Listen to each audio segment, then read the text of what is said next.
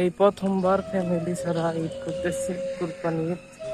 তো প্রতি বছর কোরবানি দেওয়া হয়। তো তাদের সাথে হাটে যাওয়া হয়, হাটে থেকে গরু কেনা হয়, হ্যাঁ। তারপরে বাসায় আনা হয়, আমি সাথে যাই, নিয়ে আসি, হ্যাঁ। খুব অন্যরকম একটা বিষয়। তো এই ঈদে খুব মিস করতেছি, এই গরু হাটে যাওয়া, গরু কেনা, হ্যাঁ।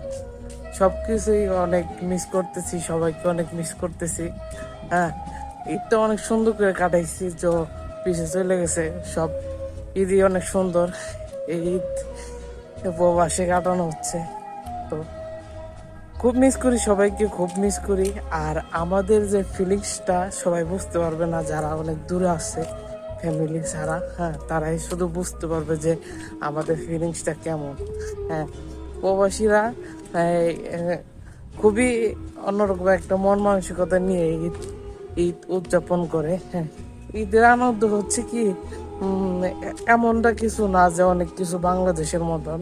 এই ঈদে যারা প্রবাসী আছে, আমরা যেমন আজকে এই কলার তো চলে আসছি কাজে, তো রুমে বসে কি হবে, কাজ করতে আসছি। তো এমন হচ্ছে ঈদ, তো মন করেন বুঝতে পারবেন না যে আজকে ঈদ, হ্যাঁ। যারা আছে সবাই হচ্ছে রুমে রুমে থাকে, বাড়ি থাকে, হ্যাঁ, বাড়ি ফ্যামিলির সাথে ঈদ উদযাপন আমাদের বাংলাদেশে এই কোরবানি নিয়ে অনেক আয়োজন। এই গরু কিনতে যাওয়া, গরু কিনে বাড়িতে আসা, এই কত হয়েছে ভাই, কত হয়েছে গরু। এমন একটা বিষয় আছে না, এদেশে এত গরু কেনা হয় না, বা এত কোরবানিও নাই, অন্যরকম একটা বিষয়। এই কাতারে কুরবানি দেয়, ওরা হচ্ছে বাড়ির ভিতরে কুরবানি দেয়, এতটা বোঝা যায় না, বুঝছেন।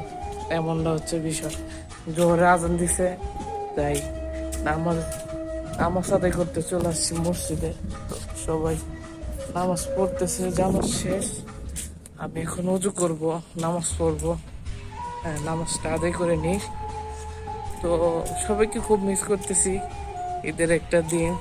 তো আমাদের কাতারে ঈদ হয়ে গেছে কালকে, তারপরও আমাদের পরিবারের সবাই, পরিবারের সব সব মানুষই আজকে উদযাপন করতেছে ঈদ।